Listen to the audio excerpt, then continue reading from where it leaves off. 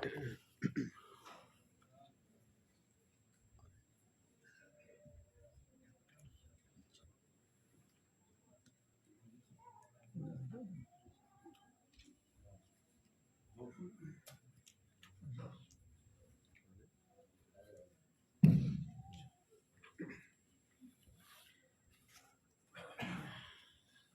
لله رب العالمين وأشهد أن لا إله إلا الله وحده لا شريك له وأشهد أن محمدا عبده ورسوله سيد الأنبياء والمرسلين نبينا محمد وعلى آله وصحبه أجمعين۔ پچھلی مجلس میں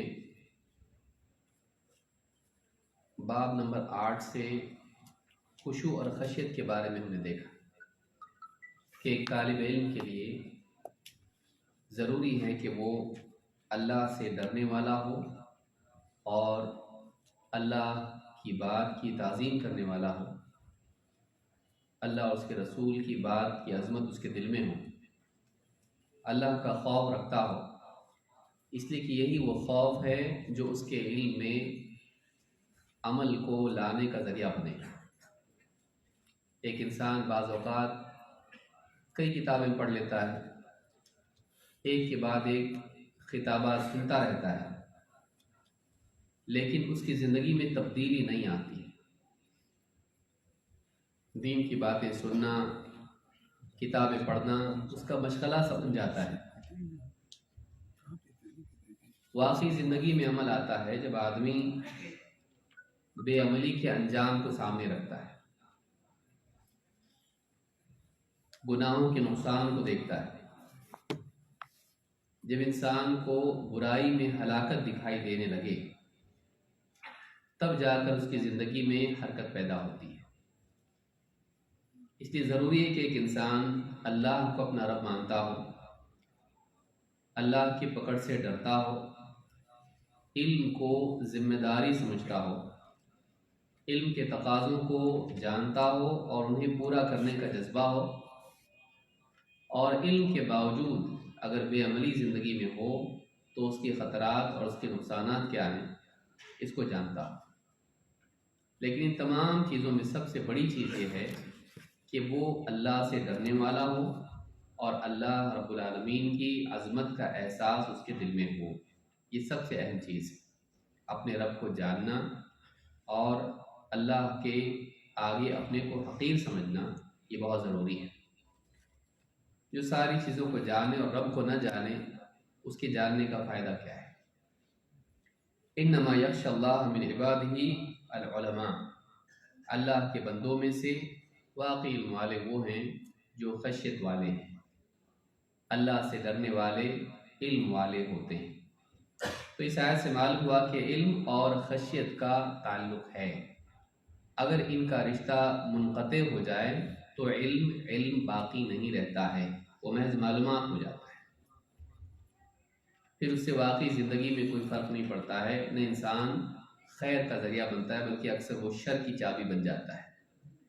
یہی وجہ ہے کہ آپ نے دیکھا ہوگا بہت سارے لوگ جب ان کے پاس معلومات ہوتی ہے، دستار بندی ہو چکی ہوتی ہے، سب کچھ ہوتا ہے، لیکن دل میں اللہ کا خوف نہ ہو تو پھر بدعات کو بھی دین بنا کر پیش کرتے ہیں، شرکیات پر بھی نکیر نہیں کرتے ہیں بلکہ شریک ہوتے ہیں، اور بہت ساری حرام چیزوں کو لوگوں کے لیے حلال اور حلال کو حرام کر دیتے ہیں، لوگوں کو لوٹتے ہیں، ان کا دین بھی خراب کرتے ہیں، دنیا بھی خراب کرتے ہیں۔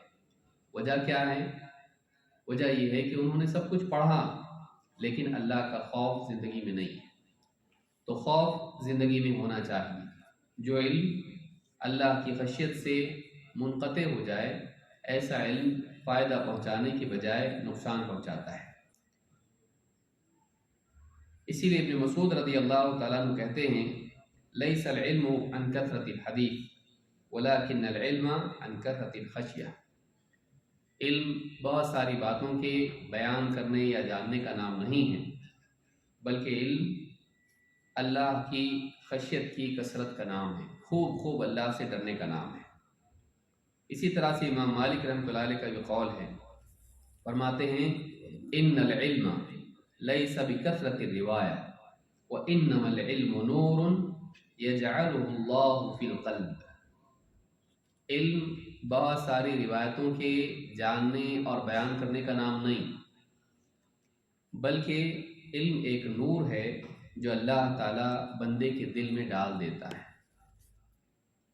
جو علم دل کے اندھیروں کو دور نہ کرے وہ دنیا کے اندھیروں کو دور نہیں کر سکتا۔ ایک انسان کے دل میں علم ہے، اگر وہ اس کے دل کو نورانی نہ بنائے تو ایسا علم اس کے کس فائدے کا؟ جو دل میں گناہوں کی ظلمتوں کو، نفاق کے اندھیروں کو اور جتنے بھی امراض ہیں ان کو دور نہ کرے، اس کے دل کو اس بیماری سے شفا نہ دے، ایسا علم دوسروں کے لیے کیا علاج بن سکتا ہے؟ لہٰذا ضروری ہے کہ ایک انسان علم کو محض معلومات کی نگاہ سے نہ دیکھے، وہ ڈیٹا نہیں ہے۔ بہت سارے لوگوں کے لیے علم کیا ہے؟ ڈیٹا ہے، وہ ریفرنسز کی جمع کرنے کا نام ہے، حوالوں کا جمع کر لینا، بس یہی علم ہے۔ کون سی آیت کس صورت میں ہے، کون سی حدیث کا نمبر کیا ہے، کیا علم یہ ہے؟ آپ سلف کی کتابوں میں دیکھیں گے تو ان کے ہاں تو اس کا رواج بھی نہیں تھا، آیت نمبر، حدیث نمبر آپ کو نہیں ملے گا۔ تفاسیر کو آپ دیکھیں تو بعد میں جب اس کو چھپوایا گیا تو پھر بعد والوں نے اس میں حوالے وغیرہ ڈالے، ورنہ اشارہ علماء کر دیا کرتے تھے بخاری نے اس کو روایت کیا ہے، بس یہ فلاں صورت میں ہے، یا بعض اوقات تو وہ بھی ذکر نہیں کرتے تھے۔ تو طالب علم کی سہولت کے لیے ٹھیک ہے، لیکن اصل علم یہ نہیں ہے۔ اس لیے ایک انسان اگر کھڑا ہو کے ایک ہی مسئلے کے لیے کئی آیتیں اور اس کے حوالے ذکر کر دے، یا آیتیں بھی غلط پڑھتا ہو لیکن حوالے ذکر کرتا ہو، تو لوگ اس کو بڑا سمجھتے ہیں۔ لیکن ایک عالم جو اللہ سے ڈرنے والا ہو، کم گو ہو، استنباط کی استطاعت رکھتا ہو اور احتیاط کے ساتھ دین کے مسائل میں گفتگو کرتا ہو، اور وہ سارے حربے جو فلمی اداکار استعمال کرتے ہیں وہ نہیں کرتا ہو، تو ایسے عالم کو عوام چھوٹا سمجھتی ہے۔ تو یہ آج کے دور کا مسئلہ ہے، لہٰذا بعد میں آنے والا طالب علم ویسا ہی بننے کی کوشش کرتا ہے جس سے اس کی گاڑی چلتی ہے، جس سے اس کو مقبولیت ملتی ہے۔ اصل چیز جو ہے وہ اللہ کا خوف ہے۔ باہر معلومات بہت ساری جمع کر لینا، ریفرنسز جمع کر لینا، سوالوں کے جوابات، فتاوی یہ جمع کر لینا، ٹھیک ہے، اپنی جگہ ایک مفید چیز ہے، لیکن اصل چیز یہ ہے کہ انسان کے دل میں اللہ کا خوف ہے۔ اسی لیے امام مالک رحمۃ اللہ علیہ فرماتے ہیں، ان العلم لیس بکثرۃ الروایہ، علم کثرت روایت کا نام نہیں ہے، ایک کے بعد ایک حدیثیں آیتیں بیان کرتا چلا جائے آدمی۔ اصل علم یہ نہیں ہے، اگرچہ علم ہے، یعنی یہاں پر اصل یہ بتایا جا رہا ہے کہ اس کے مقابلے میں دوسری چیز بہت ضروری ہے، اگر وہ نہ ہو تو اس کا فائدہ نہیں ہوگا۔ لیس العلم بکثرۃ الروایہ وانما العلم نور یجعلہ اللہ فی القلب، علم ایک نور ہے جو اللہ تعالیٰ دل میں ڈال دیتا ہے۔ قال احمد بن صالح المصری معناه ان الخشیۃ لا تدرک بکثرۃ الروایہ۔ احمد بن صالح المصری کہتے ہیں کہ خشیت محض بہت ساری روایتوں کے جاننے سے پیدا نہیں ہوتی ہے۔ وَأَمَّا الْعِلْمُ الَّذِي فَرَضَ اللَّهُ عَزَّ وَجَلَّ أَن يُتَّبَعَ، وہ علم جس کی اتباع کا اللہ تعالیٰ نے لزوم قرار دیا ہے، جس کو لازم قرار دیا ہے کہ اس علم کی پیروی کرنی پڑے گی، فَإِنَّمَا هُوَ الْكِتَابُ وَالسُّنَّةُ وَمَا جَاءَ عَنِ الصَّحَابَةِ رَضِيَ اللَّهُ عَنْهُمْ وَمَنْ بَعْدَهُمْ مِنْ أَئِمَّةِ الْمُسْلِمِينَ، وہ علم جس کے پیروی کو اللہ نے لازم قرار دیا ہے وہ کتاب و سنت کا علم ہے، اور وہ علم جو صحابہ اور ان کے بعد جو بڑے بڑے ائمہ گزرے ہیں ان کی پیروی ہے۔ وَهَذَا لَا يُدْرَكُ إِلَّا بِالرِّوَایَةِ، اور یہ علم بغیر روایت کے تو نہیں مل سکتا۔ تو یہاں یہ بات نہیں کہی جا رہی کہ روایتوں کو چھوڑ دو، بس اللہ سے ڈرتے رہو، یہی علم ہے، یہ مراد نہیں ہے۔ مراد یہ ہے کہ محض روایتیں جان لینا کافی نہیں ہے۔ بلکہ اللہ کا ڈر بھی ہونا ضروری ہے تاکہ آدمی چیزوں کو ان کی جگہ پر رکھنے والا بنے اور جو جانتا ہے اس پر عمل کرنے والا بنے۔ جب تک کہ ڈر نہیں ہوگا زندگی میں عمل نہیں آئے گا، جب تک کہ ڈر نہیں ہوگا امانت داری نہیں ہوگی۔ نہ علم کی تعمیل میں وہ امانت دار ہوگا، نہ علم کی تعلیم میں وہ امانت دار ہوگا۔ اگر ڈر اس کے اندر ہے اللہ کا کہ اللہ دیکھ رہا ہے، اللہ محاسبہ کرے گا، اللہ رب ہے، مالک ہے، وہ جو چاہے کر سکتا ہے، وہ میرا مواخذہ کر کے مجھ کو سزا بھی دے سکتا ہے، یہ ڈر اگر نہیں ہے تو پھر علم کے تقاضوں کو پورا نہیں کرے گا، نہ عمل کے اعتبار سے، نہ تعلیم اور تبلیغ کے اعتبار سے۔ عمل کرنے میں کوتاہی کرے گا اور تعلیم میں خیانت کرے گا۔ اس کے لیے ضروری ہے کہ علم کے ساتھ ساتھ انسان کے پاس خشیت ہو، اللہ کا خوف بھی ہو۔ تو کہتے ہیں فَهَذَا لَا يُدْرَكُ إِلَّا بِالرِّوَایَةِ، یہ سارا علم کتاب و سنت کا اور صحابہ کا اور سلف کا روایت کے بغیر تو نہیں مل سکتا ہے۔ تو امام مالک یہ نہیں کہہ رہے ہیں کہ روایت کا علم چھوڑ دو اور بس خشیت والا علم لے لو اور یہ نور ہے جو دل میں آ جاتا ہے اللہ کی طرف سے، یہ مراد نہیں ہے۔ روایت تو ضروری ہے لیکن محض اس پر اکتفا کر لینا، معلومات کا ڈھیر جمع کر لینا یہ کافی نہیں ہے۔ اصل چیز جو اس معلومات میں نور پیدا کرتی ہے وہ اللہ کا خوف ہے۔ ساری چیزیں آدمی کے پاس ہو لیکن روشنی نہ ہو تو اس سے فائدہ نہیں اٹھا سکتا۔ آپ کے گھر میں ساری چیزیں موجود ہیں، فلاں کبڈ میں یہ ہے، فلاں جگہ یہ ہے، فلاں جگہ یہ ہے، سٹینڈ پر یہ رکھا ہوا ہے، اندھیرا ہے، آپ کیسے انتفاع کرو گے اس سے؟ وہ جو اجالا ہے وہ تقویٰ ہے جو آدمی کو صحیح وقت پر صحیح چیز کرنے والا اور بولنے والا بناتا ہے۔ تو فَهَذَا لَا يُدْرَكُ إِلَّا بِالرِّوَایَةِ وَيَكُونُ تَأْوِيلُ قَوْلِهِ نُورٌ يُرِيدُ بِهِ فَهْمَ الْعِلْمِ وَمَعْرِفَةَ مَعَانِيهِ، یہاں پر نور سے مراد کہتے ہیں، اس کی تأویل یہ ہے کہ اس سے مراد علم کا فہم اور اس کے معانی کی معرفت ہے کہ ایک انسان اگر صرف علم کی باتوں کو جمع کر لے، صحیح طور پر ان کو سمجھتا نہ ہو تو ایسا آدمی واقعی ان سے فائدہ اٹھائے گا نہیں۔ وہ آیتیں پڑھتا چلا جائے گا لیکن واقعی اس کے معنی اس کو معلوم نہیں ہے، اس کا فہم اس کے پاس نہیں ہے، تو صحیح ڈھنگ سے اس پر عمل کر نہیں پائے گا۔ لہٰذا صحیح فہم ہونا ضروری ہے اور احساس ہونا ضروری ہے، علم کے تعلق سے احساس ہونا ضروری ہے۔ اسی لیے دینی مجالس میں خلاف وقار چیزوں سے بچنا چاہیے۔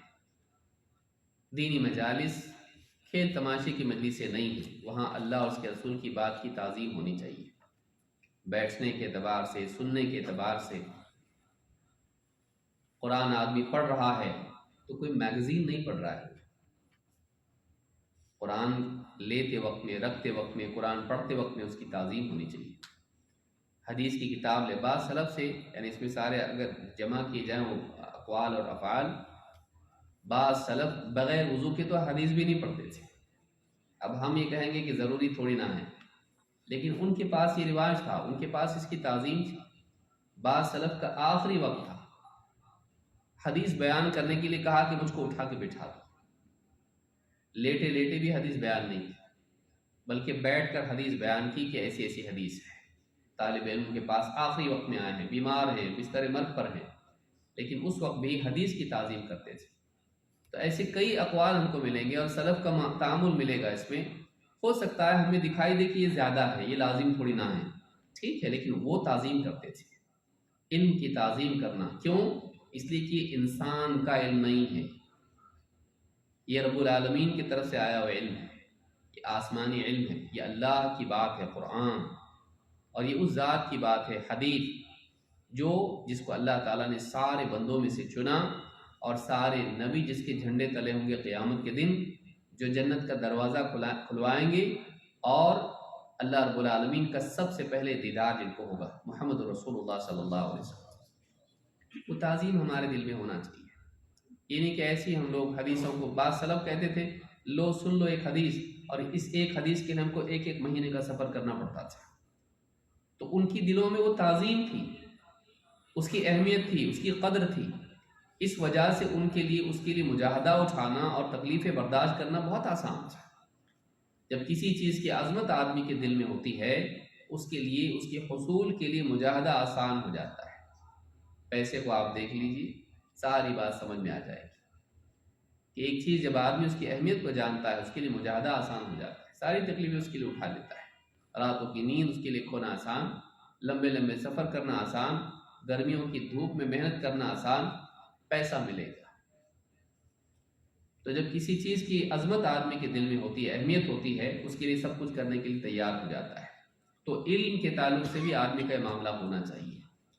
تو علم کی تعظیم ہو، علمی مجالس کی تعظیم ہو، علماء کی تعظیم ہو، علم سے جڑے ہوئے جتنے معاملات ہیں، کتاب کو پھینکے نہیں اس طرح سے ٹیبل پر، اس میں اللہ کی بات ہے، اس میں رسول کی بات ہے، اس کو رکھنے کا سلیقہ ہو، اس کو پڑھنے کا سلیقہ ہو، یہ ساری چیزیں انسان کو اس کا اہتمام کرنا چاہیے۔ علم کا ادب علم کے اندر برکت پیدا کرتا ہے، علم کی تعظیم، علم سے استفادہ کی لازمی شرط ہے۔ یوں ہی خالی پڑھ لینے سے علم آ جائے گا اور خالی اس سے نہیں ہوتا ہے، علم کی تعظیم ہونا چاہیے۔ اکرمہ رحمہ اللہ کے بارے میں آتا ہے کہ جب قرآن اٹھاتے پڑھنے لگتے تو بار بار کہ ہذا کلام ربی، ہذا کلام ربی، یہ میرے رب کا کلام ہے۔ اور غور کریں آپ، واقعی اگر آدمی غور کرے، یہ وہ الفاظ ہیں جو اللہ تعالیٰ نے نازل کیے ہیں، یہ الفاظ ہیں جو اللہ کے نبی صلی اللہ علیہ وسلم پڑھا کرتے تھے اپنی نماز میں اور لوگوں کے درمیان، اپنی تنہائیوں میں۔ وہی الفاظ ہے جو آج ہم قرآن میں پڑھ رہے ہیں، اور یہ رب العالمین کا کلام ہے جو ساری کائنات کا رب ہے۔ یہ جو احساس ہے اس ہر بات کی عظمت آدمی کے دل میں بٹھاتا ہے، رب العالمین کی عظمت کو، رسول اکرم صلی اللہ علیہ وسلم کا احترام ہو۔ آپ کی بات کب احترام ہوگا؟ شاہی فرمان جب آدمی کے پاس پہنچتا ہے تو آدمی اس کو 10 بار پڑھتا ہے، ایک ایک لفظ پہ غور کرتا ہے کہ بادشاہ نے بھیجا ہے مجھ کو۔ یہی معاملہ، اس سے کئی گنا زیادہ معاملہ اللہ کے کلام کا ہونا چاہیے۔ یہ سارے بادشاہ اللہ کے نزدیک بے قیمت ہیں، اللہ رب العالمین۔ تو یہ عظمت اللہ کی ہونی چاہیے، اللہ کی عظمت ایسی ہونی چاہیے۔ تو دینی مجالس کا بھی احترام ہو، دینی مجالس میں اختلاف وقار چیزوں سے بچے آدمی۔ عبد الرحمن ابن مہدی رحمہ اللہ کہتے ہیں، ضحک رجل عند ہشام الدستوائی، ہشام الدستوائی کبار اتباع تابعین میں سے، ان کی مجلس میں ایک آدمی ہنسنے لگا۔ دینی مجلس چل رہی ہے، کتاب و سنت کی بات ہو رہی ہے، واعظ و نصیحت ہو رہی ہے، اور ہنسنے لگا، غفلت کی وجہ سے ہنسنے لگا۔ وقال له ہشام الدستوائی نے اس سے کہا، یا فتن تطلب العلم وتضحک، اے نوجوان تم علم حاصل کر رہے ہو اور ہنسی مذاق کرتے ہو۔ ہنسی مذاق، دینی مجلس میں ہنسی مذاق کر رہا ہے۔ قال فقال الیس اللہ اضحک وابکا، کیا اللہ تعالیٰ ہنساتا رلاتا نہیں ہے؟ نوجوان بھی ذرا جوابی مزاج کا تھا، سننے کا مزاج کم، بولنے کا زیادہ، علماء کو نصیحت کرنے والے، علماء نے ایسا کرنا چاہیے۔ نوجوان نے کہا، کیا اللہ تعالیٰ نے نہیں فرمایا قرآن میں کہ وہی ہنساتا ہے، وہی رلاتا ہے؟ وَأَنَّهُ هُوَ أَضْحَكَ وَأَبْكَى، قرآن میں بھی اللہ نے فرمایا، تو کیا اللہ ہی تو ہے نا جو ہنساتا ہے، رلاتا ہے؟ تو میں اگر ہنس رہا ہوں تو اللہ ہنسا رہا ہے، ہنس رہا ہوں، تو کیا اللہ ہنساتا رلاتا نہیں ہے؟ تو علماء بھی علماء ہوتے ہیں۔ فقال ہشام فَبْكِ إِذًا، تو رو نا، جب تو کہہ رہا ہے کہ اللہ ہنساتا ہے رلاتا ہے تو تو نے ہنسی کا انتخاب کیوں کیا، رونے کا کرتا؟ کیونکہ یہ دینی مجلس اپنے گناہوں کو یاد کر کے، آخرت کے احساس سے، اللہ کی عظمت کے احساس سے، اپنی تقصیر کے اور کوتاہی کے احساس سے تجھ کو رونا آنا چاہیے۔ تو اتنا پاک ہو گیا کہ تجھ کو ہنسی آ رہی، خوشحال ہو گیا دنیا ہی میں، جبکہ انبیاء نیک بندے ہر زمانے میں اللہ کی کلام کو پڑھ کے رونے والے ہوا کرتے تھے۔ وَيَزِيدُهُمْ خُشُوعًا، اللہ نے کہا یبکون، روتے ہیں، خشوع میں بڑھ جاتے ہیں۔ تو تیرے اندر تو رونا آنا چاہیے تجھ کو۔ تو معلوم یہ ہوا کہ دینی مجالس میں انسان تأثر لے ان باتوں کا جو کتاب و سنت کی باتیں ہیں، اور آدمی اس میں یعنی اپنے دل کو اللہ سے متعلق کرے، آخرت کی فکر اس کے دل میں پیدا ہو۔ ٹھیک ہے، کبھی کبھار موقع کی مناسبت سے ہنسی آ جائے، ہنسی کی بات ہو، کوئی حرج نہیں ہے، اللہ کے نبی صلی اللہ علیہ وسلم کی آخری جنتی اس کے لیے ہنس دیا اور کہا کہ میں اس لیے ہنسا کہ اللہ تعالیٰ ہنس دیا اس پر، کہ بندے نے جب کہا کہ اللہ تو رب العالمین ہو کہ میرا مذاق اڑاتا ہے کہ مجھ کو اتنی اتنی جنت دے دے گا، تو اللہ کے نبی صلی اللہ علیہ وسلم نے کہہ کے ہنس دی کہ ٹھیک ہے کبھی وقتاً فوقتاً ہو، لیکن دینی مجالس انٹرٹینمنٹ کی مجالس نہیں ہونا چاہیے، خصوصاً ایک انسان جہنم کی بات کہہ رہا اور ہنس کے کہہ رہا ہو، اللہ کی قوموں کا عذاب بیان کر رہا ہو اور مذاق میں بیان کر رہا ہو۔ بہت سارے لوگوں کا حال ہی ہوتا ہے کہ بیٹھے مجلس میں بیٹھے ہوئے ہیں، جنت کا جوک آ گیا کہ لوگوں نے دیکھا کہ سارے لوگ ہاں نیک لوگ جنت کی طرف جا رہے، تھوڑے ہی لوگ ہیں جہنم میں، انٹرٹینمنٹ لوگ سارے فلم سٹار اور سارے میوزیشنز اور اس طرح کے سارے بڑے بڑے لوگ سب جہنم میں، اور وہ لوگ انجوائے کر رہے ہیں وہاں پہ، اور یہ لوگ خاموش بیٹھے ہوئے جوکس بناتے اس طرح کے لوگ۔ بتائیے کہ کفر نہیں ہے؟ دین کی بات کا مذاق نہیں بنایا جائے، دین کی بات کا مذاق، فرشتوں کا کوئی مذاق قبر میں بنا رہا ہے، کوئی قیامت کے دن کا مذاق بنا رہا ہے، تو اس طرح کی جتنی چیزیں ہوتی ہیں بعض اوقات انسان کی زندگی سے احساس نکل جاتا ہے اور وہ یہ نہیں دیکھتا ہے کہ کس بات کو لائٹ لے رہا ہے۔ اللہ اور اس کے رسول کی بات کو لائٹ نہیں لے سکتے۔ اللہ کا کلام ایسا ہے، لو انزلنا هذا القرآن على جبل لرأيته خاشعا متصدعا من خشية اللہ، اگر یہ قرآن ہم کسی پہاڑ پر نازل کرتے تو تو دیکھتا کہ اللہ کی خشیت سے وہ پہاڑ ریزہ ریزہ ہو گیا ہے، خاشعا متصدعا، ریزہ ریزہ ہو کے پست ہو گیا پہاڑ، کس سے؟ اللہ کی، من خشیت اللہ۔ تو آپ بتائیے وہی قرآن ہمارے دلوں میں ہے، وہی قرآن ہم پڑھ رہے ہیں، لیکن سلف کا حال کیا تھا اور ہمارا حال کیا ہے؟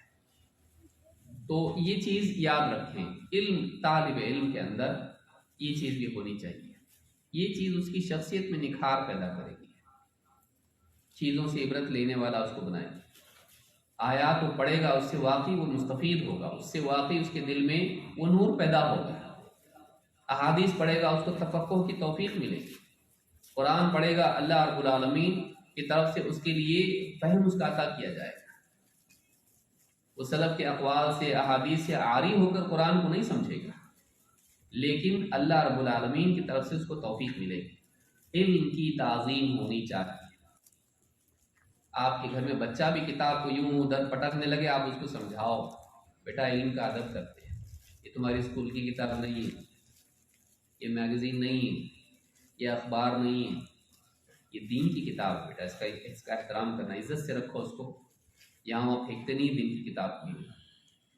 یہ مزاج ہمارے اندر ہونا چاہیے، تو دین کے علم کی تعظیم ہو، اور یہ تعظیم اللہ کی طرف سے ہو، اللہ کی وجہ سے ہو، رسول کی وجہ سے ہو، اللہ اور اس کے رسول کا کلام ہے، اور اسی طرح سے پھر دینی مجالس کی تعظیم ہو، دینی مجالس میں کیسے بیٹھے آدمی، کیسے آئے، وہ سارے آداب کا لحاظ آدمی کرے۔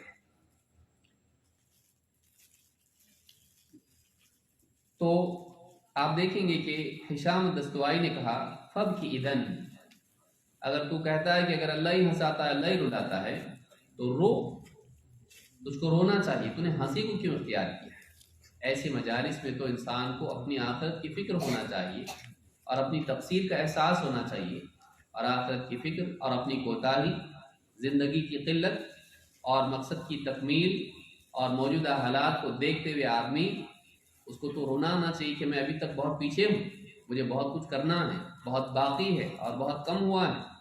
تو یہ چیز انسان میں ہنسی پیدا کرے گی؟ نہیں، یہ اسی شخص کے لیے ہنسی پیدا کرے گی جس کو احساس نہیں ہے۔ تو علم کے ساتھ احساس ضروری ہے، اللہ کی خشیت ہونا چاہیے۔ صحابہ کو آپ دیکھیں اس کے برعکس ان کا معاملہ کیا تھا۔ ارباز بن ساریہ رضی اللہ تعالیٰ عنہ کہتے ہیں وعدنا رسول اللہ صلی اللہ علیہ وسلم یوما بعد صلاة الغداة موعظة بلیغة ذرفت منها العیون ووجلت منها القلوب۔ اللہ کے رسول صلی اللہ علیہ وسلم نے ایک دن صبح کی نماز کے بعد ہم کو واضح نصیحت کی، اور ایک بہت ہی دل کو چھو جانے والا واعظ تھا، موعظة بلیغة، ایسا واعظ جس کا اثر دل کی گہرائیوں تک پہنچ جائے، جس کے الفاظ پر اثر ہوں اور وہ دل کو چھو جائیں اور دل کو دہلا دیں۔ موعظۃ بلیغہ ذرفت منها العیون، ایسا واعظ تھا کہ اس سے ہماری آنکھیں اشک بار ہو گئی، آنکھیں بہنے لگی، رونے لگے ہم لوگ۔ وجلت منها القلوب، اور ہمارے دلوں پر کپ کپی طاری ہو گئی۔ اس حدیث کو امام احمد، ابو داؤد، ترمذی، ابن ماجہ، حاکم، ابن حبان اور بہقی سبھی نے روایت کیا ہے، اور یہ حدیث صحیح سے معلوم ہوتا ہے صحابہ کا حال دینی مجالس میں کیا ہوتا تھا۔ اور یہ بھی بہت اہم بات ہے جس کو یاد رکھنا چاہیے کہ دینی مجالس میں ہم لوگ آتے ہیں تو محض ہم علم کے لیے نہ آئیں، اپنے ایمان کی تجدید کے لیے آئیں۔ اگر اس کو آدمی یاد رکھے تو کبھی ایسا نہیں کہے گا کہ یہ ٹاپک پہ تو سن چکا ہوں۔ بعض اوقات کیا ہوتا ہے، اگر کہا جائے کہ آئیے بھائی ایک فلاں درس ہے، پوچھے گا آدمی فلاں دن کی درس ہے، خطاب ہے، وعظ و نصیحت کی مجلس ہے، آئیے ٹاپک کیا ہے؟ ٹاپک اتباع سنت ہے، ٹاپک توحید ہے، مومن کے اخلاق ہیں۔ اس پہ تو کئی بار سن چکا ہوں، اس پر تو کئی بار سن چکا ہوں۔ تو دینی مجالس میں آنا ہم لوگوں کے لیے بعض اوقات محض معلومات کا مسئلہ بن جاتا ہے کہ اگر ہم کو معلوم ہے تو سننے کی ضرورت نہیں ہے۔ اگر ہم اس کو اس نگاہ سے دیکھیں کہ ٹھیک ہے میں سن چکا ہوں مومن کے اخلاق کیسے ہونے چاہیے، لیکن کیا وہ میری زندگی میں آیا؟ جو باتیں مومن کے اخلاق سے متعلق احادیث میں ہیں، آیات میں ہیں، کیا میری زندگی میں وہ چیز آئی یا نہیں؟ اور میرا دل ویسا بنا کہ نہیں بنا جیسا بننا چاہیے؟ اگر نہیں بنا مجھ کو آنا چاہیے۔ لہذا ہم نے بننے کے بجائے سننے کو اس کا قائم مقام بنا لیا، جاننے کو بھی سننے کا قائم مقام بنا لیا۔ ہم لوگ جانتے کا مطلب کام کا تمام ہو گیا، گویا کہ جاننا مقصود بن گیا، جبکہ جاننا وسیلہ اور شروعات ہے۔ جاننے کے بعد تو اصل تقاضے شروع ہوتے ہیں، لیکن اگر ہم جانتے ہیں تو سوچتے پھر اب آنے کی ضرورت نہیں دینی مجالس میں۔ دینی مجالس میں آنے کی ضرورت کیوں ہے؟ اپنے ایمان کی تجدید کے لیے، کہ وہ اثر ہم اپنے دل پر پیدا کریں کہ ہماری زندگی بدلے، دین کی بات سنیں۔ کیونکہ ہو سکتا ہے پچھلی بار میں آیا بیٹھا دین کی بات سنی، دل پہ اثر وہ نہیں ہوا، اب کی بار تو ہو جائے، میں اس لیے آیا کہ ایسا کچھ اثر میرے دل پر ہو کہ میری زندگی بدل جائے۔ ایسا آدمی دینی مجالس میں آنے سے کبھی تھکے گا نہیں، اور اس کی نگاہ سپیکر پہ کم ہوگی، اپنے دل پہ زیادہ ہوگی۔ بولنے والا کون ہے؟ وہ اچھا۔ تو ایسا حال کیوں ہوتا ہے؟ اس لیے کہ ہمارے مزاج میں چٹپٹا بنا گیا ہے، یہ نہیں ہونا چاہیے۔ آدمی اس لیے آئے اللہ اور اس کے رسول کی بات سننا ہے، اور اپنے دل کو اس کے مرض کو دور کرنا ہے، اور وہ اثر لینا ہے۔ اگر اثر لینے کا مزاج ہو، بولنے والے کی بات کا اثر ہوگا۔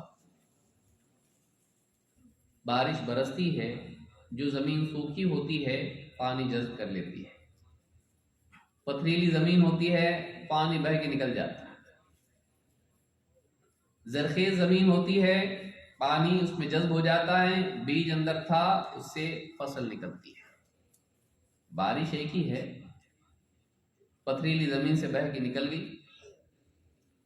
سوکھی زمین تھی جذب کر لی، زرخیز زمین تھی جذب کر کے پیداوار دے دی، اور ایسی بھی زمین ہے جہاں پر گندگی پڑی ہوئی تھی، وہی پاک بارش وہاں برسی، لیکن وہ کیچڑ اور بڑھ گیا، گندگی اور بڑھ گئی، کیڑے مکوڑے اس میں پیدا ہوئے، مچھر پیدا ہوئے، بدبو پیدا ہوئی، گندگی بڑھ گئی۔ زمینیں الگ الگ ہیں، بارش ایک ہی ہے، اثرات نتائج الگ الگ ہوں گے۔ ہمارا دل کیسا ہے یہ ہم کو دیکھنا ہے، لہذا ہم اپنے دل میں اثر لینے کی نیت سے آئیں تو کبھی آدمی محروم نہیں جائے گا، اور کبھی اس کو ایسا نہیں لگے گا کہ بہت بار سنا میں نہیں ہے۔ اگر آپ اعلان کریں بھائی توحید کے عنوان پر ایک خطاب ہے آئیے، تو عموماً مزاج ہوا توحید، پھر سے توحید، سعودی عرب میں توحید، کتنی بار توحید توحید، تھک گئے ہم لوگ، کچھ آگے بڑھو۔ کیا تیری زندگی میں توحید واقعی آئی؟ کیا کمال درجے کا یقین، کمال درجے کا توکل، کمال درجے کی خشیت، کمال درجے کی محبت اور وہ سارے تقاضے توحید کے تیری زندگی میں آئے؟ اگر آتے تو ابراہیم علیہ السلام کی طرح ڈرتا، وَجْنُبْنِي وَبَنِيَ أَن نَعْبُدَ الْأَصْنَامَ، بتوں کا توڑنے والا دعا کر رہا ہے، اے اللہ مجھے میری اولاد کو بچا لے، کہیں ہم بتوں کی عبادت کرنے نہ لگ جائیں۔ تو امن میں آ گیا، تو اوور کانفیڈنٹ ہو گیا۔ ابراہیم علیہ السلام جن کے بارے میں اللہ نے کہا وَلَمْ يَكُن مِنَ الْمُشْرِكِينَ، وہ مشرکین میں سے نہیں تھے، وہ ڈر رہے ہیں کہ اللہ مجھے بچا، کہیں میں بتوں کی عبادت نہ کروں، میری اولاد کو بھی بچا اللہ۔ تو واقعی توحید انسان کی اپنی صلاحیت کی نفی کرنے والی اس کو بناتی ہے۔ میں نہیں، اللہ تیری زندگی میں آیا کہ نہیں آیا کا مطلب کہیں نہ کہیں خلل ہے، کمی ہے۔ تو توحید انسان لا الہ الا اللہ جب آدمی کہتا ہے تو اس میں نفی اپنی نہیں ہے۔ کیا سارے معبودوں کو آدمی توڑ دے، چھوڑ دے، اور اپنا ایک معبود اس کو نہیں چھوڑے تو فائدہ کیا ہے؟ یہی تو وہ ہے جو شیطان نے نہیں چھوڑا، انا خیر منہ، میں اللہ کے مقابلے میں اپنی بات۔ تو ہماری زندگی میں اپنی چاہتیں، اپنی تمنائیں، اپنی خواہشات، اپنے فلسفے، اپنے تجربات اللہ کی بات کے مقابلے میں ہمارے اندر چھوڑنے کا مزاج آیا؟ اللہ کے لیے اپنا سب کچھ قربان کرنے کا مزاج آیا؟ نہیں، ہم ابھی شروعات میں ہیں، ہم کو توحید سننے کی ضرورت مرنے تک ہے۔ آیت الکرسی مکی دور میں نہیں، مدنی دور میں نازل ہوئی، اور آخری وقت میں اللہ کے نبی صلی اللہ علیہ وسلم کیا کہہ رہے ہیں؟ لعنت اللہ علی الیہود والنصارى اتخذوا قبور انبیاء مساجد، اللہ کی لعنت ہو یہود و نصارہ پر، انہوں نے اپنے نبیوں کی قبروں کو سجدہ بنا لیا۔ سارے مدینہ میں توحید ہی توحید ہے، لیکن آخری وقت میں بھی آپ صلی اللہ علیہ وسلم شرک کے اسباب سے متعلق امت کو خبردار کر رہے ہیں۔ کبھی بھی آدمی کو امن میں نہیں آنا چاہیے، ہمیشہ آدمی کو ڈرنا چاہیے۔ یہی وہ ڈر ہے جو حفاظت کی شرط ہے۔ بے فکری انسان کو، چاہے وہ ڈرائیونگ کا معاملہ ہو یا کوئی بھی معاملہ ہو، بے فکری انسان کو ہلاکت میں لے جاتی ہے۔ لیکن جو آدمی فکر مند ہوتا ہے وہ احتیاط کرتا ہے، احتیاط کرنے والا محفوظ رہتا ہے۔ لہذا دینی مجالس میں جب ہم آئیں تو یہ نہ سوچیں کہ یہ سب تو سنا ہوا ہے ہمارا، دیکھیں کہ اس میں سے کتنا ہماری زندگی میں آیا اور اس کا اثر ہم نے لیا کہ نہیں۔ وَإِذَا تُلِيَتْ عَلَيْهِمْ آيَاتُهُ زَادَتْهُمْ إِيمَانًا، ہے کہ ہماری زندگی میں اللہ کی آیتیں پڑھی جاتی ہیں تو ایمان بڑھ جاتا ہے؟ یہ نہیں کہا جب آیتیں پڑھی جاتی ہیں علم میں بڑھ جاتے ہیں، ایمان میں بڑھ جاتے ہیں۔ تو ہمارا ایمان بڑھتا ہے کہ اللہ کی بات کو سن کے خالی معلومات بڑھ جا رہی اور ایمان نہیں بڑھ رہا، کہیں نہ کہیں خلل ہے، کیونکہ مؤمنین کی مثال یہ ہے، مؤمنین کا حال یہ ہے۔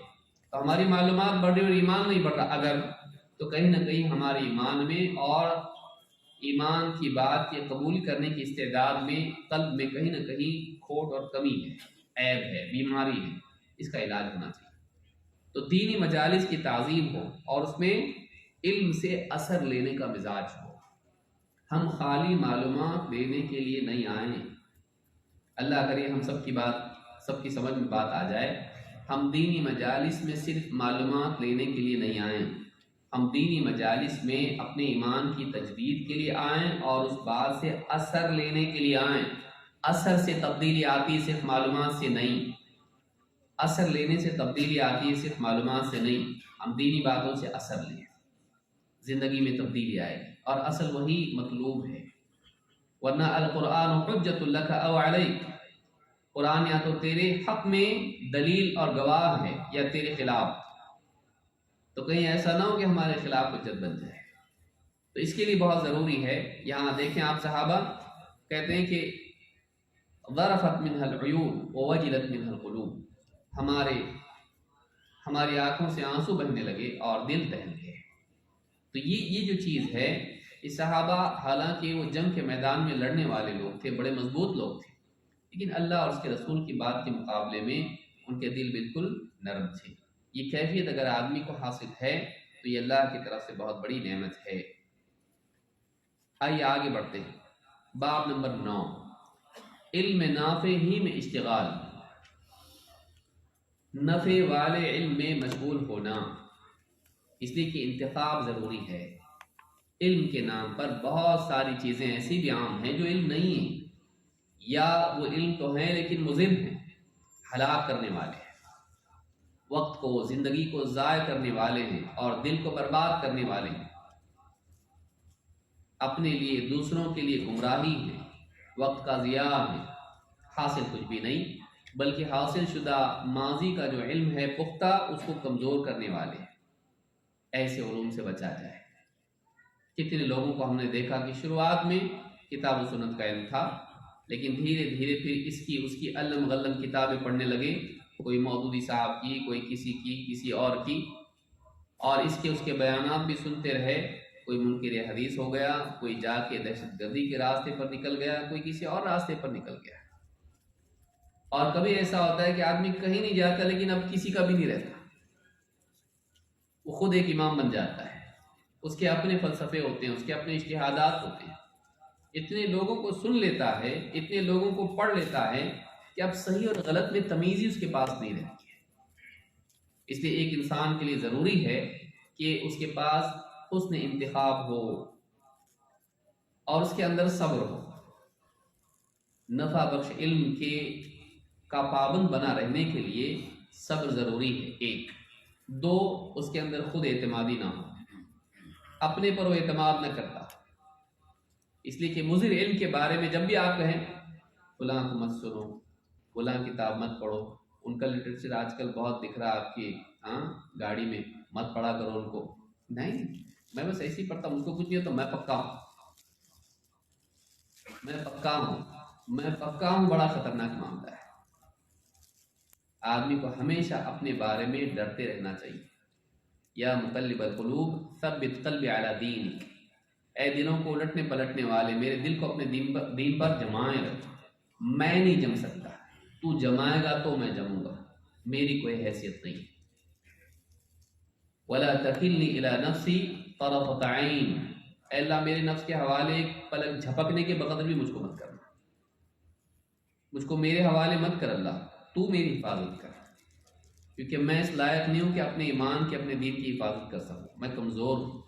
وَخُلِقَ الْإِنسَانُ ضَعِيفًا، انسان تو کمزور ہی پیدا کیا گیا ہے، لیکن آدمی کیا ہوتا ہے بعض اوقات اپنے آپ کو اتنا مضبوط سمجھنے لگتا ہے کہ پھر وہ دینی معاملات میں بے احتیاط ہو جاتا ہے، پھر وہ ہر قسم کے لوگوں کو سنے گا، صوفیوں کو سنے گا، اس کو سنے گا، اس کو ہر کلپ دیکھے گا، ہر میسج پڑھے گا، سب کتابیں، یہ سب کچھ کرے گا، وہ یہ سمجھتا ہے کچھ ہوتا نہیں اس سے۔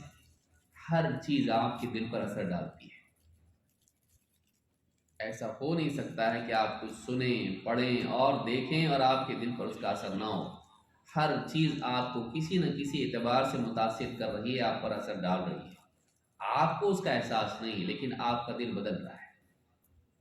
کبھی کبھی ایسی بات پھنس جاتی ہے دل میں جا کے کہ نکل نہیں پاتی۔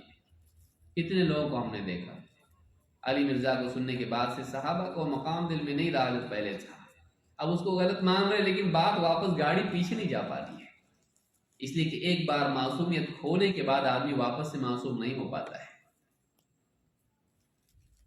ایک بار دل کی دنیا بدل گئی، اب وہ نہیں ہوتا ہے۔ تو اس کے لیے بہت ضروری ہے کہ انسان ایسے علوم میں مشغول ہو جو نافع ہیں، اور ان سے بچے جو نقصان دینے والے ہیں۔ ابو ہریرہ رضی اللہ تعالیٰ کہتے ہیں کان رسول اللہ صلی اللہ علیہ وسلم یقول اللہم انفعنی بما علمتنی وعلمنی ما ینفعنی وزدنی علما، اللہ کے رسول صلی اللہ علیہ وسلم اللہ سے دعا کرتے ہوئے کہتے، اے اللہ مجھے جو علم تو نے دے رکھا ہے اس سے فائدہ اٹھانے کی توفیق دے دے، میرے حاصل شدہ علم کو میرے لیے نافع بنا، اس سے انتفاع کی مجھے توفیق دے۔ وعلمنی ما ینفعنی، اور اللہ مجھے وہی علم دینا جو میرے لیے مفید ہو، مجھے وہ علم، ہر وہ علم سکھا جو میرے لیے نفع بخش ہو۔ اور وہی علم دینا جو فائدہ مند ہو میرے لیے. وزدنی علما، اور اللہ مجھے خوب خوب علم دے. اس دعا میں آپ دیکھیں گے کہ وعلمنی ما ینفعنی. اللہ کے نبی صلی اللہ علیہ وسلم بھی ایسے نہیں تھے کہ اللہ کچھ فرق نہیں پڑتا ہے، میں بہت مضبوط ہوں، جو بھی علم آ جائے میں اس کو ڈیل کر سکتا ہوں. نہیں، وعلمنی ما ینفعنی، اے اللہ وہی علم دے جو نفع بخش ہو. اگر اس سے نقصان نہ بھی ہو تو اس میں مشغولیت خود نقصان ہے، کیونکہ ایک آدمی اس کی بجائے کسی خیر میں مشغول ہو سکتا تھا. اگر بری چیز میں مشغول ہو رہا ہے، وقت ضائع ہو رہا ہے. ایک ایک دن، ایک ایک لمحہ آدمی کی زندگی کا قیمتی ہے. کیوں اپنے اوقات کو آدمی غلط چیز میں لگائے؟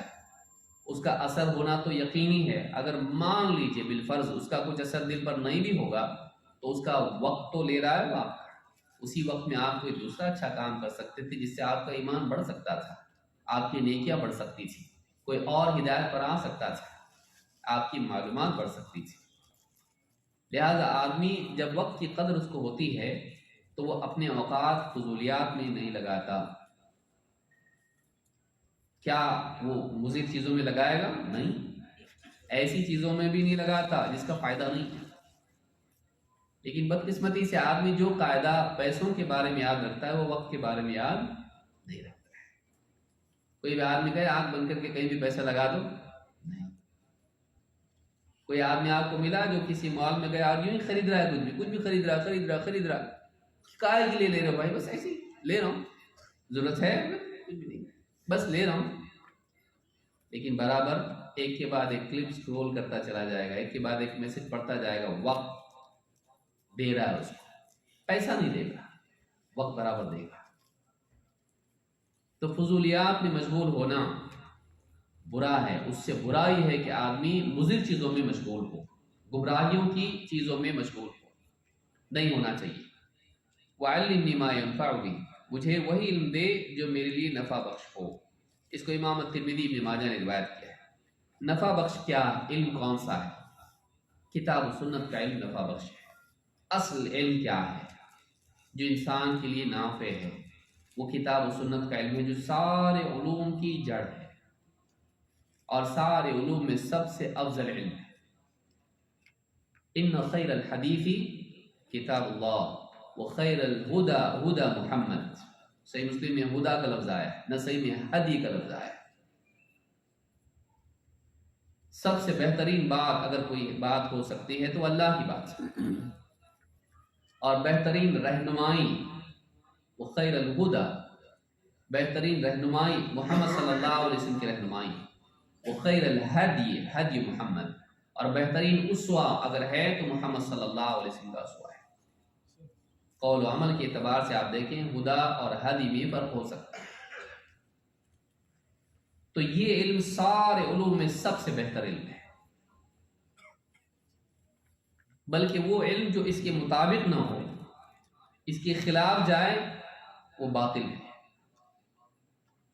جو اس کی تائید کرنے والا ہو، اس کے لیے تیسیر پیدا کرنے والا ہو یا اس سے مستنبط ہو، وہ مفید ہے.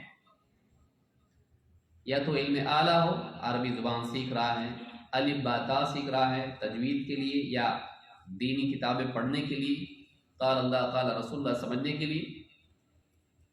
یا پھر وہ اصول ہوں، حدیث کے اصول، راویوں کے حالات، جس کے ذریعے سے اس علم کے بارے میں اتقان پیدا ہوتا ہے. یا پھر وہ فتاوی ہوں علماء کے جو کتاب و سنت کی بنیاد پر استنباط کر کے لوگوں کے سامنے بیان کرتے ہیں، یا کتاب و سنت سے استقراء کے ذریعے سے وہ اصول بیان کرتے ہیں. اصول حدیث، اصول فقہ، اصول تفسیر، قواعد فقہیہ یا اس طرح کی اور چیزیں. یہ علوم مفید ہیں جو یا تو ان علوم تک کتاب و سنت کے علم کو آسان کرتے ہیں یا پھر اس علم سے ماخوذ ہیں. لیکن یہاں وہاں کی چیزیں جن کا نہ دنیا میں فائدہ ہے نہ آخرت میں، آدمی اسی میں لگا رہتا ہے. فلانا تاج محل دیکھنے جانا ہے، کس نے بنایا اس کی پوری ہسٹری دیکھنی ہے، کتنے دروازے ہیں گن رہا ہے، کتنی کھڑکیاں ہیں گن رہا ہے، اس کا پتھر کہاں سے آیا تھا دیکھ رہا ہے. یہ ریسرچر نہیں ہے، یہ ہابی ہے اس کی. وقت کتنا اس میں لگا دیا. بعض اوقات اس میں اچھا خاصا وقت آدمی لگا لیتا ہے. جتنے کھنڈر ہیں, کھنڈر دیکھنے جا رہا ہے, اسپین جا رہا ہے, یہاں جا رہا ہے, وہاں جا رہا ہے.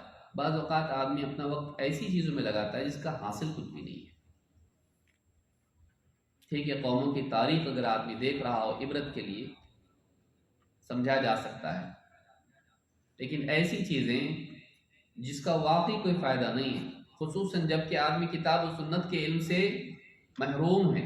ایسا آدمی بدقسمت ہے کہ وہ اصل سے محروم ہے اور زائد ایسی چیزیں جس کی ضرورت اس کے لیے آخرت کے لیے نہیں ہے ان میں مشغول ہے. کتنے لوگ ہیں جو ایسے اپنے اوقات کو ضائع کرتے رہتے ہیں. ویداز یاد کر رہا ہے, ایکم برہمم معلوم نہیں کیا کیا پڑھ رہا ہے, پورا میمورائز کر رہا ہے, اور اس کو اگر توحید کے بارے میں پوچھا جائے بولے مولوی صاحب ذرا پڑھ کے سناؤ قل هو اللہ احد. وہ آیت کون سی تھی, وہ عیسیٰ علیہ السلام کے بارے میں ذرا پڑھ کے سنا. ایک صاحب ہمارے عالم صاحب کہنے لگے کہ نوجوان تھا ہے کسی غیر مسلم کو دعوت دے رہا ہے, تو Bible chapter number 2 verse number 3 اور گیتا میں ایسا ہے اور تمہارے فلاں اس میں ایسا ہے, ویداز میں ایسا ہے, پڑھ پڑھ کے سنانا اس کو. اور جب بھی قرآن کی آیتوں کا وقت آتا ہے تو مولوی صاحب سے کہتا ہے وہ آیت بتائیے کون سی آیت. نے کہا اللہ کے بندے تو یہ یاد کر لیا, شلوک یاد کر لیا, بائبل کے ریفرنسز یاد کیا, بلکہ پورے سینٹنسز یاد کر لیا اس کے, اور تو قرآن ٹھیک سے پڑھ نہیں پاتا ہے. یہ واقعی قصہ ہے, یہ فرضی چیز نہیں ہے. عالم صاحب ابھی بھی ہیں, انہوں نے بتایا جنہوں نے مجھ کو, تو یہ نہیں پڑھ سکتا ہے تو, اور تو وہ سیکھ لیا تو سنسکرت میں پڑھ کے سنا رہا ایک دم ویسے ہی جیسے کوئی پنڈت سنائے, اور تو قرآن نہیں پڑھ سکتا ٹھیک سے, تو کیا کر رہا ہے.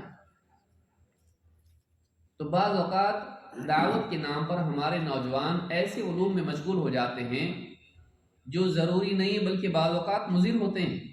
اور جو ضروری علم ہے کتاب و سنت کا, اس کی نماز بھی صحیح نہیں ہوگی اگر اتنی غلطیاں وہ کرے گا نماز میں. بعض اوقات قرأت میں غلطیاں اتنی ساری کرتا ہے. اس کو شلوک یاد ہوں گے لیکن صبح شام کے اذکار اس کو یاد نہیں ہوں گے, نماز کے بعد کے اذکار یاد نہیں ہوں گے. جنازے کی نماز کی دعا بھی دیکھ کے پڑھنا ہے جائز کیا, پوچھتا مولوی صاحب. ایسے لوگ ہیں کہ جو یادداشت سے بہت ساری دوسری کتابوں سے پڑھیں گے, ملفوظات بھی پڑھ کے سنا دیں گے, لیکن وہ جنازے کی نماز عالم صاحب سے پوچھیں گے دیکھ کے پڑھے تو چلتا جیسے تراویح قرآن دیکھ کے پڑھ سکتے ہیں. تو کر کیا رہا ہے؟ اپنے اوقات کو واقعی مفید علم میں لگانا. اولویات کا علم انسان کو ہونا بھی انسان کی ذہانت کی علامت ہے. جو آدمی پرائرٹیز نہیں جانتا ہے وہ عقل مند نہیں ہے. عقل مندی صرف چیزوں کو جاننے کا نام نہیں, ان کے مراتب جاننے کا نام ہے. اور ساری عقل مندی کا راز تمییز میں ہے. اگر آدمی میں تمییز نہیں ہے تو عقل مندی نہیں. تو بہت ضروری ہے کہ ایک آدمی چیزوں کا فرق جانے کہ کیا میرے لیے ضروری ہے. بعض اوقات آدمی پہلے ان چیزوں میں بزی ہو جاتا ہے جو بات کی ہے. ابھی اس کو توحید ٹھیک سے معلوم نہیں ہے, توحید کی قسمیں ٹھیک سے بتا نہیں سکتا, ان کی دلیلیں معلوم نہیں ہیں, اور راویوں میں پڑ گئے. فرقوں کے بارے میں کون سے علماء معتبر ہے, کون سے علماء, یہاں تک چلا گیا. اب اس کو ٹھیک سے توحید پوچھے تو آیت پڑھ کے نہیں سنا سکتا ہے. تو بعض اوقات طالب علم ایسی چیزوں میں پڑ جاتا ہے جو اگرچہ غلط نہیں ہوتی ہیں لیکن اس کے مرتبے کے لیے ابھی نہیں ہے. کہ ایک آدمی اجماعی مسائل نہیں جانتا اور اختلافی امور میں پڑھ رہا ہے. بنیادی مسائل اس کو دین کے معلوم نہیں ہے, اور بتا رہا ہے امام مالک کا قول یہ ہے, امام شافعی کا قول یہ ہے کہ دونوں میں غلطی پر یہ ہے, اور تیسرے امام کا قول صحیح ہے. ابھی اس کو بنیادی علم معلوم نہیں ہے. توحید ابھی اس کی صحیح نہیں, طہارت اس کی صحیح نہیں ہے, نماز اس کو پڑھنے آتی نہیں, لیکن اب وہ قاضی بن کے بیٹھ گیا ائمہ کے دی کہ فلاں فلاں عالم ایسے اور فلاں امام ایسے اور ان کے اقوال اتنے ہیں, اور ریسرچ کر رہا ہے. بعض اوقات تو عالم سے آگے پوچھتا ہے تو عالم سالوں پہلے پڑھے ہیں, ان کو معلوم نہیں تھا, اور بوجھتپ ہوتا ہے کہ میں اتنا جان رہا ہوں کہ عالم کو بھی نہیں معلوم ہے. ایسا سوال میں نے پوچھا جو عالم صاحب بھی نہیں جانتے, کہ ایک چیز میں اتنی ریسرچ کہ باقی ساری چیزوں میں صفر. اپنا وقت آدمی کو معلوم ہونا چاہیے کہ کیا پڑھنا ہے. یہ اگرچہ مضر نہیں ہے لیکن اس کے لیے مضر ہے. بھئی دوا اچھی چیز ہے، لیکن جس کی دوا اس کو چلتی دوسرے کو دیں گے تو نقصان ہوگا اس کو. یہ نہیں کہہ سکتے کہ دوا بری ہے، تو دوسرے کی دوا کھایا، تیرے لیے نہیں تھی وہ. تو جس کا میدان وہ اس میدان کے اعتبار سے اس درجے سے کام کرے، جیسا کہ آگے بھی آئے گا انشاءاللہ تدرج کے اعتبار سے. تو علم نافع میں مشغول ہونا. اللہ تعالیٰ فرماتا ہے لَقَدْ مَنَّ اللَّهُ عَلَى الْمُؤْمِنِينَ إِذْ بَعَثَ فِيهِمْ رَسُولًا مِّنْ أَنفُسِهِمْ يَتْلُو عَلَيْهِمْ آيَاتِهِ وَيُزَكِّيهِمْ وَيُعَلِّمُهُمُ الْكِتَابَ وَالْحِكْمَةَ وَإِنْ كَانُوا مِنْ قَبْلُ لَفِي ضَلَالٍ مُبِينٍ. اللہ تعالیٰ نے اہل ایمان پر بہت بڑا احسان کیا جب ان کے درمیان انہی میں سے ایک رسول کو مبعوث کیا جو ان کے سامنے اللہ کی آیتیں پڑھ کے سناتا ہے اور ان کا تزکیہ کرتا ہے، باطل افکار سے، جاہلیت کے اثرات سے، برے جذبات سے ان کو پاک کرتا ہے، ان کی تربیت کرتا ہے. وَيُزَكِّيهِمْ وَيُعَلِّمُهُمُ الْكِتَابَ وَالْحِكْمَةَ اور انہیں کتاب و حکمت کی تعلیم دیتا ہے، قرآن سکھاتا ہے، سنت کا علم دیتا ہے، کس آیت کو کہاں رکھنا ہے، وضع الشیء فی موضعہ، کس حکم کو کیسے ادا کرنا ہے، مقدم و مؤخر کیا ہے، ابدأ بما بدأ اللہ بہ، کیسے سمجھیں اللہ کی آیتوں کو، ان کو سکھاتا ہے. وَيُعَلِّمُهُمُ الْكِتَابَ وَالْحِكْمَةَ انہیں کتاب و حکمت کی یعنی کتاب و سنت کی تعلیم دیتا ہے. وَإِنْ كَانُوا مِنْ قَبْلُ لَفِي ضَلَالٍ مُبِينٍ. اصل بات یہ ہے، حالانکہ اس سے پہلے ان کا حال یہ تھا کہ کھلی گمراہی میں پڑے تھے. معلوم ہے کہ گمراہی سے نکلنے کے لیے کون سا علم ہے؟ یہ علم ہے. گمراہی سے بچنے کے لیے یہ علم ہے، کتاب و سنت کا علم، اللہ کی آیات کا علم، قرآن کا علم اور نبی کریم صلی اللہ علیہ وسلم کی نبوی حکمت والا علم. یہ علم ہے جس کے ذریعے سے صحابہ اس برے ماحول میں جاہلیت سے باہر نکلے. اس علم کے ذریعے سے ہمارے نبی صلی اللہ علیہ وسلم نے صحابہ کو ہدایت کی طرف لایا. معلوم ہے کہ آج بھی اگر ہم اس کو تھامے رہیں، ہم اس دور میں قیامت تک کے لیے گمراہی سے بچے رہیں گے. یہ علم ہے جو ہدایت والا علم ہے. تو اس علم کے ذریعے سے انسان ہدایت پر آتا ہے. قتادہ رحمہ اللہ فرماتے ہیں وَيُعَلِّمُهُمُ الْكِتَابَ وَالْحِكْمَةَ، کتاب و حکمت کی تعلیم دیتا ہے. اس سے مراد کیا ہے؟ کتاب سے مراد تو قرآن ہے، لیکن حکمت سے مراد کیا ہے؟ کہتے ہیں ای السنہ. حکمت سے مراد کیا ہے؟ سنت ہے. قتادہ تابعی کہتے ہیں حکمت سے مراد سنت ہے، یعنی انہیں کتاب و سنت کی تعلیم دیتا ہے. تو ہمارے نبی صلی اللہ علیہ وسلم بھی صحابہ کو قرآن اور سنت سکھاتے تھے. اس کے وارثین ہی علماء ہیں. جو اس علم کے وارث ہیں وہی علماء ہیں. کیوں؟ اس لیے کہ حدیث میں کیا ہے؟ ان العلماء ورثۃ الانبیاء، علماء انبیاء کے وارث ہیں. ظاہر بات ہے کہ انبیاء جو چھوڑ گئے ہیں علم، اسی کا وارث ان کا وارث کہلائے گا. منطق اور فلسفہ اور یہاں وہاں کی باتیں نہیں، بلکہ کتاب و سنت کے علم کا وارث ہی نبی کا وارث کہلائے گا. اس علم کا حامل ہی نبی کا وارث ہے.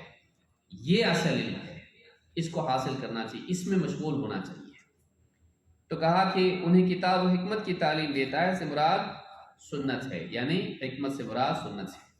ابن کثیر رحمۃ اللہ علیہ فرماتے ہیں وَيُعَلِّمُهُمُ الْكِتَابَ وَالْحِكْمَةَ یعنی القرآن والسنہ.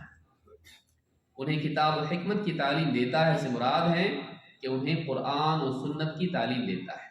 تو ہمارے رسول محمد عربی صلی اللہ علیہ وسلم صحابہ کو قرآن و سنت کی تعلیم دیتے تھے، اور اسی علم کے ذریعے سے صحابہ گمراہی سے نکل کے ہدایت پر آئے. آج بھی اسی علم کا حامل عالم کہلائے گا، اور اسی علم میں مشغولیت انسان کو ہدایت پر لائے گی، گمراہی سے بچائے گی. لہٰذا ہم کو اس علم میں مشغول ہونا چاہیے. اس سے بہتر کچھ بھی نہیں، اس سے بہتر کچھ نہیں. یہی سب سے بہترین بات ہے، یہی سب سے اعلیٰ اور اشرف علم ہے، کتاب و سنت کا علم.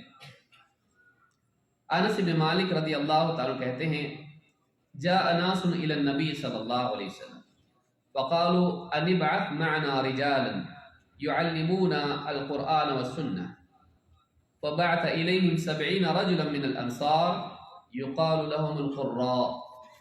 امام البخاری مسلم نے روایت کیا ہے کہ انس بن مالک رضی اللہ تعالیٰ عنہ کہتے ہیں کچھ لوگ اللہ کے نبی صلی اللہ علیہ وسلم کی خدمت میں حاضر ہوئے اور کہا کہ اللہ کے رسول ہمارے ساتھ کچھ لوگوں کو مبعوث کیجیے، بھیجیے جو ہمیں قرآن اور سنت کی تعلیم دیں۔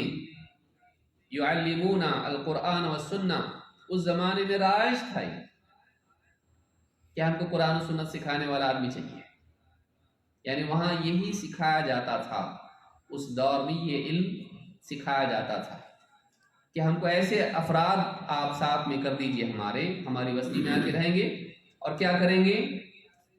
منطق اور فلسفہ پڑھائیں گے نہیں، ہمیں کیا سکھائیں گے؟ یعلمون القرآن والسنہ، ہمیں قرآن و سنت کی تعلیم دیں گے۔ وبعث الیہم 70 رجلا من الانصار، اللہ کے نبی صلی اللہ علیہ وسلم نے انصار کے 70 افراد کو ان کے ساتھ بھیجا، 70۔ یقال لهم القراء، جنہیں قراء کہا جاتا تھا۔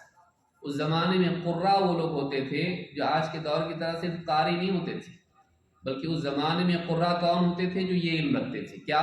کتاب و سنت کا علم۔ تو یہ علم سب سے افضل ہے اور اس کے حصول میں مشغول ہونا سعادت ہے اور ہدایت کی لازمی شرط ہے۔ اللہ تعالی ہم سب کو دین کا علم حاصل کرنے کی توفیق دے۔ مزید باتیں انشاءاللہ ہم نماز کے بعد اس پر گفتگو کریں گے۔ اقول ھذا واستغفر اللہ لی ولکم۔